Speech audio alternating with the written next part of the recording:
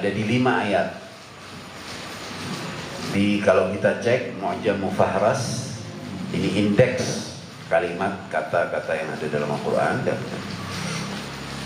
Jadi takdir itu selain yang dari surat Yasin yang di dalam yang waktu pekan lalu kita bacakan, juga ada dalam surat Al-An'am. Wa ja'ala al-laila sakanan wasyamsa wal qamara husbanan dzalika taqdirul azizil alim.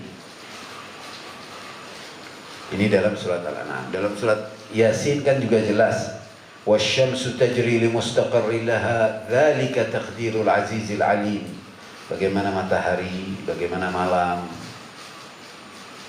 bagaimana siang, istilahnya hal-hal yang sifatnya itu kausalitas bekerjanya di alam semesta ini, yang tidak terkecuali planet bumi yang layak dihuni oleh manusia dan jin dan seluruh makhluk lainnya. Itu hal yang memang telah tersusun sedemikian rapi untuk dia itu layak dihuni, dan Allah telah berikan segala fasilitas untuk seseorang itu bisa hidup, punya dan bahkan kaya. Rezekinya dari bayi kita sudah diberikan oleh Allah, itu sudah termasuk dalam takdir. Kemudian dalam surat Fussilat ayat 12 juga,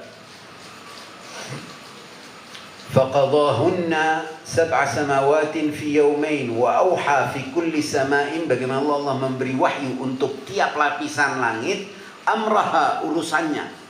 Tiap langit punya urusannya.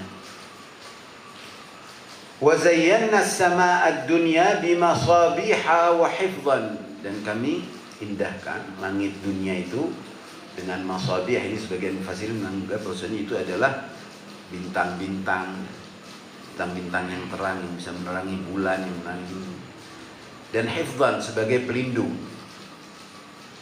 Dzalika taqdirul azizil alim. Sebut lagi sebagaimana dalam surat Yasin. Itu adalah takdir, dan seringnya itu memang didampingi dengan Al-Aziz yang maha mulia dan Al-Alim yang maha mengetahui. Kata takdir ini, dan itu mempunyai pembahasan khusus yang luar biasa. Pada intinya dari sekian banyak pemahaman dan pemikiran dan pendapat dan mazhab dan sekolah-sekolah pemikiran yang ada dalam Islam, sehingga di masa abad kedua Hijriah itu timbul dan hadir sampai bahkan lahir ilmu kalam. Itu diantara yang mempunyai jasa adalah karena dialektika dan juga perbedaan pendapat antara kalangan para ulama mengenai takdir ini, sehingga ada Jabriyah, ada Maturidiyah, ada Mu'tazilah, dan banyak lainnya dengan segala macam istilah mempunyai pendapat, tapi 3 besar. Nah, pada intinya yang kita ingin mudahkan itu supaya masyarakat pada umumnya juga memahami dan bisa mempelajari lebih lanjut dengan membaca. Jadi nomor 1 kita perlu pahami bahwasannya yang dipahami atau yang dipercaya oleh mayoritas orang itu belum tentu benar. Jadi pemahaman takdir ini menjadi satu hal ambigu dan bahkan kadang bersifat kontradiktif dengan pemahaman. Jadi pemahaman bahwasanya semua perilaku, bahkan termasuk bagian perilaku kita adalah takdir, yang dengan makna bahwasanya itu semua telah ditentukan oleh Allah, itu bertentangan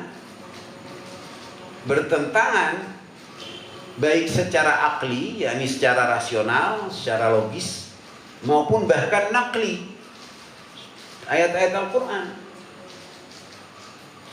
Yang secara akli jelas bahwa bagaimana kalau semua sudah ditentukan, bahkan di bagian perilaku kita, bahkan hal-hal yang kita pilih sendiri untuk menjadi tanggung jawab kita dalam kehidupan sehari-hari ini, tapi ada dosa, ada pahala. Kalau itu ditentukan, berarti Sang Maha Kuasa Allah dipertanyakan keadilannya. Bagaimana dia yang menentukan tapi ada yang masuk neraka, ada yang masuk surga. Yang masuk surga oke, alhamdulillah wa ni'mah walhamdulillah. Yang masuk neraka bagaimana? Berarti Allah tidak adil kalau memang hal itu apa adanya, bahwasannya semua itu telah ditentukan. Bahkan termasuk perilaku dan amal perbuatan kita. Satu. Kedua, kenapa ada ikhtiar dalam agama? Kenapa ada syariat?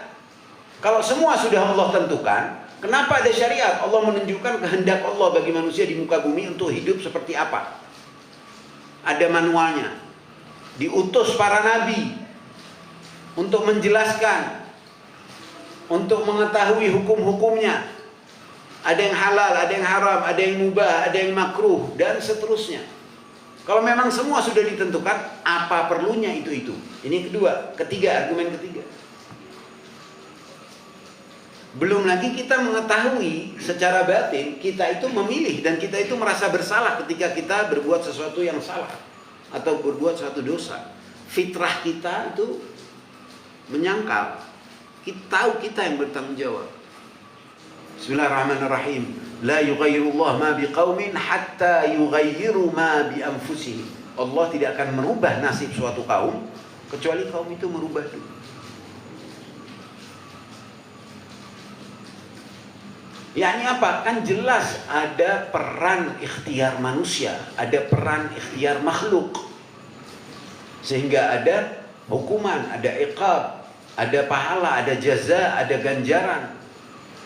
Itu karena pilihan. Namun kita tahu ada yang berpikiran bahwasanya semua ditentukan, itu juga mempunyai dalil, bukan enggak.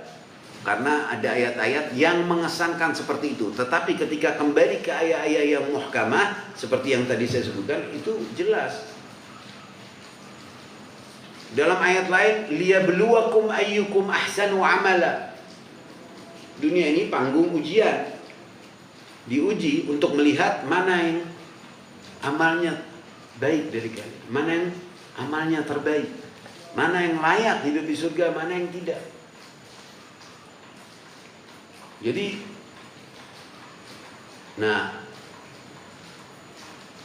sebagaimana saya pernah jelaskan juga bahwasanya ada rumusnya yang simpel untuk mengetahui. Kita mau tahu itu bagian takdir atau bukan, kita lihat kita punya pilihan tidak di situ. Kalau kita bisa punya pilihan, maka itu bukan ketentuan. Yang pilihan kita yang kita pilih sudah tertentukan, itu sudah termasuk. Manusia lahir tidak punya sayap, takdirnya. Kemudian sebagaimana yang dijelaskan dalam ayat-ayat tersebut, yaitu mengenai kehidupan sehari-hari ini, kita adanya 12 bulan dalam 1 tahun, adanya lapisan-lapisan langit, bumi, apa yang ada di bumi, air itu buat membersihkan, api itu memanaskan. Itu takdir. Gak bisa rubah api buat nyiram atau air buat masak. Air malah dimasak.